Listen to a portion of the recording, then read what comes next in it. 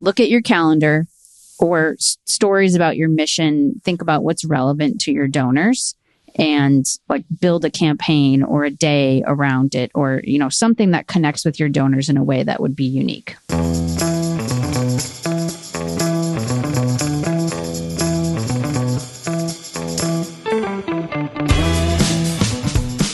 What are the secrets that drive the businesses you love or nonprofits you admire? Join us as we uncover the surprising ideas at the intersection of causes and brands. I'm Dave Raley. And I'm Carly Berna. Each episode, learn from leaders of nonprofits and companies that will give you insights that you can put into action. This is the Purpose and Profit Podcast.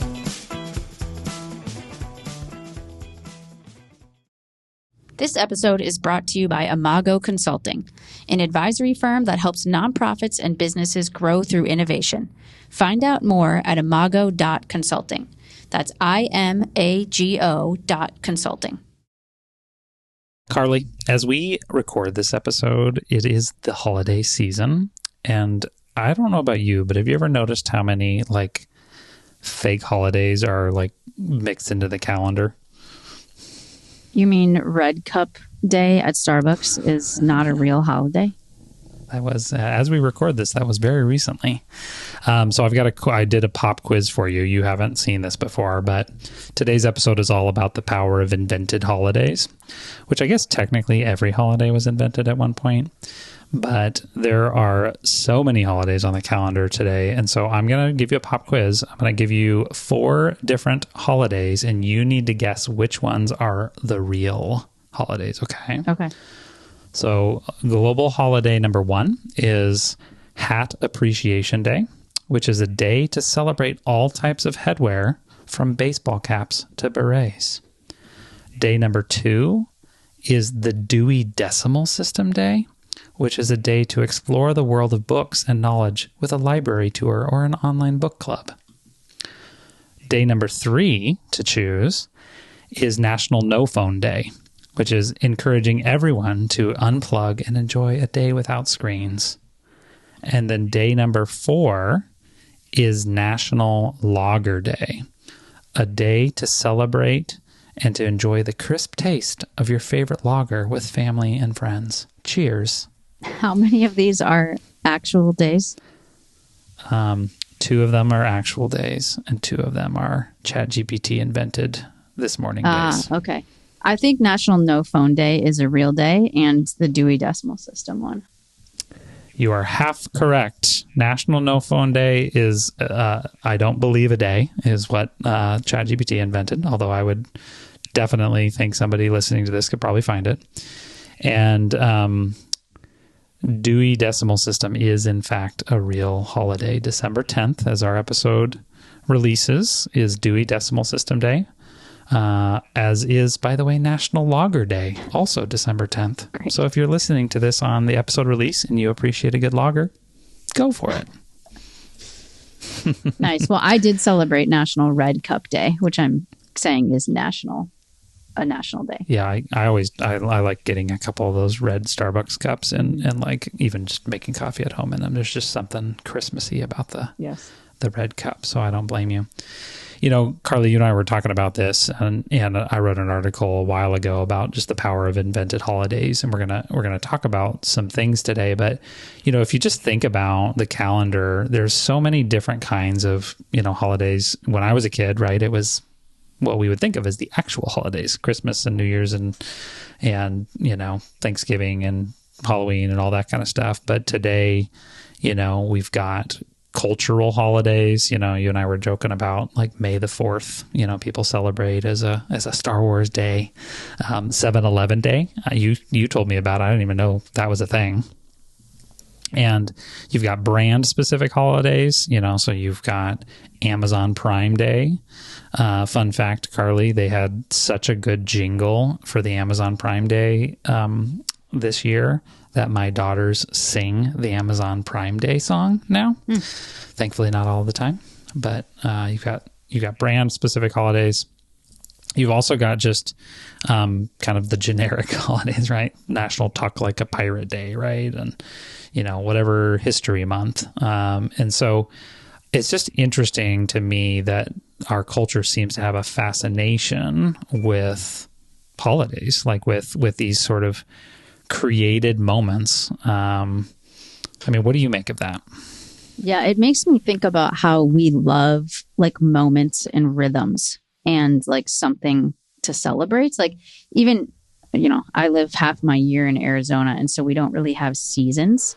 But when I come to Wisconsin, like seasons are like a thing, right? People like get out their boots. They want sweater weather. Like there's something about rhythms and moments that like brings people together and provides community. And I think that's part of it. Just like on National Donut Day, right? You like go to Dunkin' Donuts and you like get a donut. It's a thing to do together with your family or your friends or, whatever that is. I hadn't thought about it this way, but you think of the water cooler moments in days past when, people had water coolers. And they would, talk about the finale of whatever the latest season of whatever is, and today it's like, I've had this moment a bunch of times where you're like, oh, have you seen this show? It's like, oh no, it's like in some obscure streaming service, there's just too much choice. And also it's all on demand, right? And so these kind of moments where we all kind of have a shared experience are fewer and further between. So I think you're onto something. Yeah. But obviously, we're not just talking about invented holidays for fun, Dave. This can apply to both, although this is fun, nonprofits and for-profit. So you mentioned Amazon Prime Day. That's really a great example of a for-profit, but Giving Tuesday is another example of a kind of a nonprofit holiday like this. Why do you think days like this work in our culture? Yeah, I think there's a couple things. Number one, we just started to hit on it, which is just the power of a shared moment. There is something about this idea that other people like me are celebrating a thing like this. And I remember when Giving Tuesday, True Confessions came out as a fun career fundraiser, and I just kind of rolled my eyes like, come on, Black Friday, Small Business Saturday, whatever, Cyber Monday. We need another day. And in hindsight, it's genius because it's like, oh, of course, we have a day to all go out and get the best sales and all those sorts of things. So I think there's a shared element to it. I think there's definitely a cultural moment as well. And this is the thing that I'm fascinated by, that a company like Amazon, this is like, can create so much awareness around that's the day you scroll your feed. Like I remember like Black Friday, for example, I've always had a mostly hate relationship with Black Friday because it's like, I don't want to go out and stand in line. I don't even want, it's overwhelming to me to see all the sales in my inbox. But I still end up opening the Amazon app multiple times in the day, or maybe looking at, is that thing on sale or whatever. And so we just get pulled into these cultural moments. And I think that's one of the big things. Yeah. Let's talk a little bit about when we talk about the success of these, for example, Giving Tuesday. I'm sure most of you know what this is, but it's the day after Thanksgiving, after Black Friday, after Cyber Monday. Giving Tuesday is when you give to a nonprofit, of course, after you've spent all of your money buying all sorts of things. But in 2023, there was $3.1 billion spent or given on Giving Tuesday. That's an increase over 2022 and just a multiplier of increase over when Giving Tuesday started, 10 years ago. The other thing, just talking about Giving Tuesday, which no surprise, Dave Raley loves, if you've been listening to this podcast, is the amount of recurring giving that comes in on Giving Tuesday. So we talk all the time about the sustainer economy and all of that. Just in 2023, there was a 34% increase in recurring gifts made on Giving Tuesday, which it's a huge benefit to nonprofits that they're getting an influx of recurring gifts just on this specific day. Yeah, when you think about the value of those recurring gifts, and that was surprising to me, by the way. I think the first stat that I had seen, that the folks at Giving Tuesday, they've done a lot of research around this. They found in one study that fully 13% of all people who had signed up for recurring giving in a given year signed up on Giving Tuesday. And so that was like, wait a second. I thought Giving Tuesday was that time for the one-time kind of tip gift, right? You had your Black Friday spending, so why don't you absolve some of your conscience by, giving on Giving Tuesday? But so many donors today are making that decision to not just give a tip, but also to commit with organizations for the long haul. And fun fact, the first year of Giving Tuesday, I think they raised $27 million. So $3.1 billion. Yeah. I'm not great with math, but that's a pretty significant increase. And it's just one of those things where you get these sort of snowball moments where everyone starts to decide this is a thing. And I would say Giving Tuesday probably hit that stride maybe 2 or 3 years ago as we record this. But it just becomes this cultural event. And I mean, I took a picture of my inbox last year on Giving Tuesday, and it is true that it is a cultural event. It's everywhere. Yeah, and we mentioned Amazon Prime Day. Just in 2024, there was $14.2 billion spent on Amazon Prime Day. I feel like us nonprofiters need to up our game here to try to get closer to Amazon Prime Day. But that's 11% increase over 2023, which is kind of insane. Like, as you were talking, I was thinking, is there a Target Day? Is there a Walmart Day? I can't think of it. I can only think of Amazon Prime Day.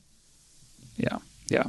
Well, and I think the other thing and that I think is important with these days is they also just cut through the noise. I think there's something about, I don't know what the right term is, but these kind of punctuated events that happen on the calendar. It's one thing to say, we need your help doing X, Y, and Z, but it's another thing to really build momentum towards a singular point in time in which we're all going to do this thing. And so, the classic thing in the fundraising calendar is year end. December 31st is its own, literal holiday as well as fundraising, holiday. And so I think there is something about whether you're a brand or whether you're a nonprofit leader, how do you create momentum? It's really hard to create momentum if you're just sort of always, have the dial up to 11, so to speak, right? I've had clients say to me like, okay, can't we just run shouldn't we not have that one, really lopsided day in the calendar, with our fundraising campaign? Shouldn't we just like even it out? And it's like, you kind of need like something to build to. My wife, by the way, the English teacher, would say you need to build to some sort of climax, and there needs to be a high point, but then also, a point of relief after that. And so I think holidays are just a piece of that, whether they're invented or on the calendar. Yeah. And I think we'll talk just in a minute here about how nonprofits or for-profits can take this trend and apply it to their businesses or organizations. But I think particularly in the nonprofit space, like we've been talking about, like this idea of shared moments, it creates like a sense of unity or even kind of like that FOMO feeling. I know I am a Pepperdine MBA alumni, and I don't know, maybe 5 years ago or so, they did their first giving day, like an annual giving day. It was the first time I ever donated to them, even though I graduated like over 10 years ago. And I gave a small gift, but for whatever reason, I felt this desire of like, oh, if I don't give today, I'm like missing out on something. So yeah, you want to be a part of the whole. Yeah. So I gave. They sent me a tote bag, surprise and delight. I've never given again. If you're listening, Pepperdine, sorry. But it motivated me to give for some odd reason. Like I said, because I felt like, oh, I want to be part of this thing. I want to be part of someone who like aligns with Pepperdine and Giving Day. And so there's something there that inspires people to feel like, oh, this is the day I'm supposed to give. Like, I want to be part of this moment. When you say that, I immediately jump to thinking about it's very much, and Seth Godin, I think, is the one who I've seen say this the most. It's like people like us do things like this. And there is this element of I value this thing. And so I want to be a part of this broader community of people who value this thing. We did a recent event for a school foundation that I'm a part of. And it was basically like, hey, we're going to have and it was an in-person event, a reception where we're going to celebrate, a legacy of education. And who's going to come to that event, but people who actually care about that cause, right? And so it becomes this sort of tentpole moment. Strategically, we did it on the calendar, candidly, just ahead of here at year end, because then those people are going to, have the cause top of mind, right? And so there is this sort of bringing people together around a shared purpose and a shared interest. So let's talk about, okay, so we know, these invented holidays are a thing, right? We can roll our eyes, but they are a reality. They obviously must work. We can look at businesses. We can see what's been happening with Giving Tuesday, but let's branch out and let's talk about what are some things that nonprofit and for-profit leaders can do about it, Carly.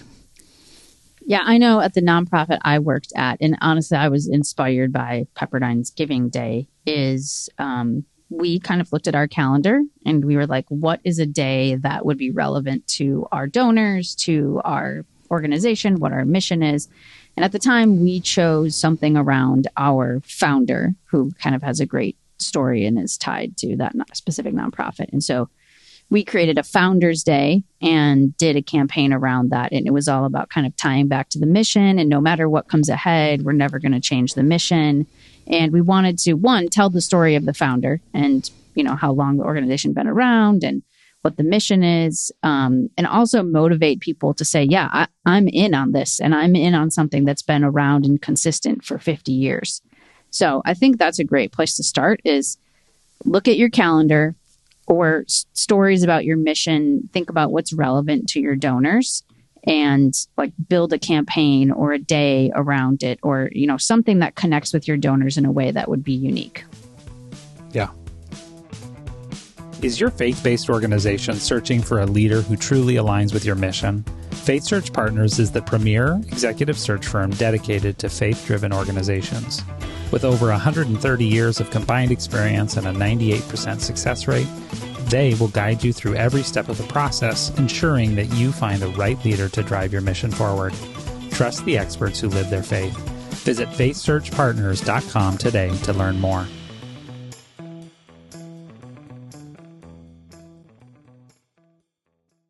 So good. So look at your calendar. The second thing that I would say that you can learn from this is start early and stay late. Again, with the eye rolling, right? As we record this, it's early November, and the red cups have come out.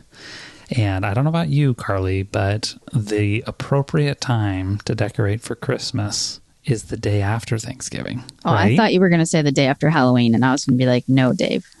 Yes. Oh, so it sounds like you and I are closer to the same page. The day after Thanksgiving. My wife is not on that page, by the way. Yeah.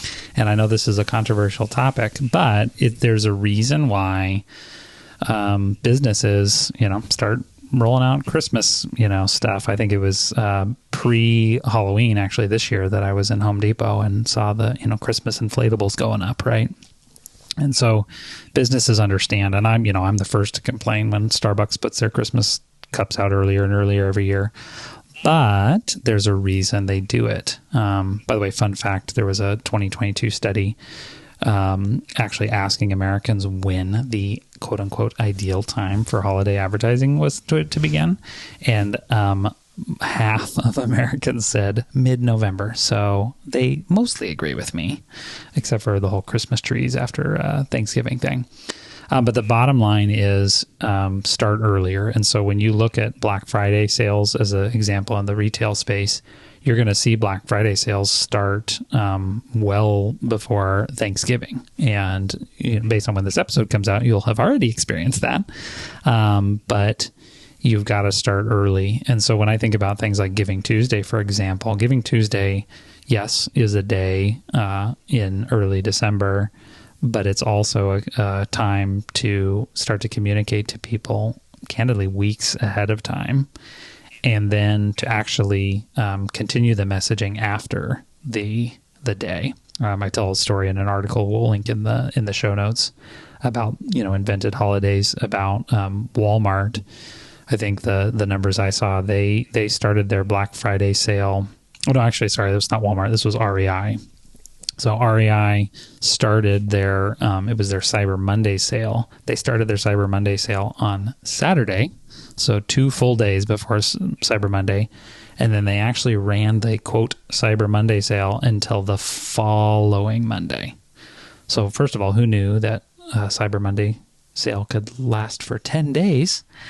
But at REI, there's a very strategic reason they do that. They start early, they stay late. So I think for nonprofit leaders, we can definitely learn from that. Also, we can cut this out if this is wrong, Dave, but I'm pretty sure the reason is because REI opt outside or whatever. On Black Friday, they close their stores and everyone goes outside, which I love. Like, if you are an REI loyalist, you're all about that. You're like, yep, I want to go outside. I'm not going to be like spending on buying a new jacket or whatever. So this is a perfect example of what we're talking about, though, is like what is relevant to your audience. Like, that's so relevant to their audience to say, hey, we're not going to spend the day after Thanksgiving with our families inside of Walmart. We're going to go take a hike. We're going to go, take a walk, whatever. And then on Saturday, we're going to go shopping. But then we'll have a shared moment shopping. Yeah. I love it. Okay, so first tip, map out the calendar candidly and just see what might be relevant to your organization. Or if you have something in your own organizational calendar, you might be able to celebrate. Number 2, start early, stay late. What's number 3? Invent your own holiday or shared moment, whatever that is. So like I talked about, if you're a nonprofit, center that around some moment that relates to your donors. Or if you are a for-profit, center that around something that relates to your customers. So like we just talked about with REI. I know the company that I work for now, last week, we just did Virtuous Volunteer Day, which is, it has nothing to do with like getting new customers or anything, but it's just a day that represents what we're all about, which is reaching nonprofits, volunteering, growing generosity. And it just shows, hey, these are the values of our organization. Yeah. Well, another nonprofit example, just to kind of help people think creatively about it, is an organization I worked with for a number of years called Compassion International. Most people would be familiar with that. They have a day they call Compassion Sunday. And it's one day a year when compassion donors who sponsor a child share at their churches about sponsorship. So it's kind of a pay it forward feel. There is a literal day on the calendar they call Compassion Sunday, although secret that you can do Compassion Sunday on any Sunday. They're happy for you to do that, but it becomes this shared moment, and it gives candidly a really good excuse for the sponsor to approach their pastor and say, hey, I would love to share, a month from now, we've got, Compassion Sunday. Compassion equips sponsors with the materials and the video to play and makes it really easy. And that is a total example of an invented holiday that ultimately, people of a shared cause, people who sponsor through compassion are able to essentially rally, and then it creates that shared moment. What's our last tip? Our last tip is to go where your audience is. So when you actually look at how retailers and businesses think about these invented holidays, perfect example, and this was the Walmart example that I mentioned earlier. Walmart actually found, go figure, that fewer people were actually going into stores on Black Friday. And so when they saw their foot traffic declining, but they saw the rise of what was happening with digital commerce, this was several years ago, they basically doubled down on their e-commerce platform, actually moved some of the best quote unquote doorbusters and sales that they had from Black Friday to Cyber Monday. And they actually had this really cool campaign, and it's linked in the article we'll share, called Why Walmart Has a Case of the Cyber Mondays. Carly, have you seen the movie Office Space? It's been too long. I don't remember much. It's been too long. Okay, well, Office Space is one of my favorite movies. This is maybe dating me, but the whole shtick of the campaign it's called The Case of the Mondays. So Office Space is just about, the most boring, mundane office cultures, and, and it's hilarious. So they did a whole campaign, hired the original actors to be in it, and it was hilarious. But it's clear that Walmart was going where its customers were as their behavior changed. So they saw that customers were shopping more online, so they invested more in their online shopping experience and actually shifted their emphasis. They didn't abandon Black Friday. You'll see plenty of stuff about Black Friday, but they actually shifted their major sales and their major emphasis and investment to Mondays because they saw that's where their customers were going. Yeah, I think that's really important. Just like the REI example. It's like, where is your customer? Not just like digitally, but physically. Where are they? Yeah, and for some, and you think about this in the nonprofit sector, there are physical, places. Obviously, we just talked about Compassion Sunday. That's primarily in churches. But it's really a question of where do you get in front of your audience and how do you combine that with this whole holiday idea to actually be in front of them, whether you're physically in front of them because you're a regional nonprofit or you have some physical manifestation of your services, or whether it's digital, it doesn't really matter. It's about going to where they are and meeting them in that place. Yeah. And the last thing I would say, Dave, and you correct me if you think this is wrong, is it might be a good time to think about like the sales or the donations trends over the year and maybe pick a time where they're lower and create this shared moment during that time. Because say your founder day happens to be December 20th. That's probably not a great time. There's Christmas, not a great time to end try of to year, whatever. But maybe holidays. like June is a month that maybe, your donations are low or your sales are low. So that might be a good time to create a shared moment. I'm not saying like create something that doesn't exist, but like choose strategically the time based on when you're trying to engage your audience. I think that's absolutely right. It is being strategic about that decision. And the good news is if you start to open up your imagination, like there is, your organization was not just founded on a day, right? There's a lot of things in your organizational history or in the world. I always want to be cautious about the organizational ones because it can be a real sort of self-focused exercise for the nonprofit. But if they do it well, then they create a moment that people can share in, right? And it's not just about celebrating the organization.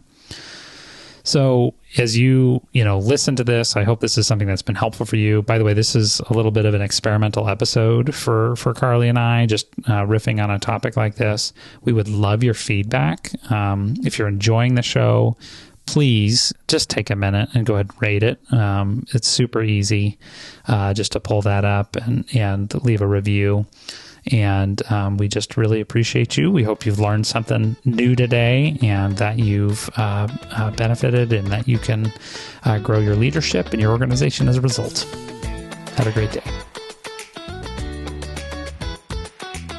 We're grateful for our partners this season, including Virtuous, a software company committed to helping nonprofits grow generosity. Faith Search Partners, an executive search firm specifically for faith-based organizations. And Imago Consulting, an advisory firm that helps nonprofits and businesses grow through innovation. For more episodes, find us wherever you get your podcasts and be sure to subscribe so that you're always up to date. We'd love it if you would rate the show and leave us a review. Your feedback is valuable to us. Follow the show on LinkedIn, or you can reach us at our website at purposeandprofitpodcast.com. You can also sign up for our email newsletter to get updates whenever we launch a new episode. Thanks for listening.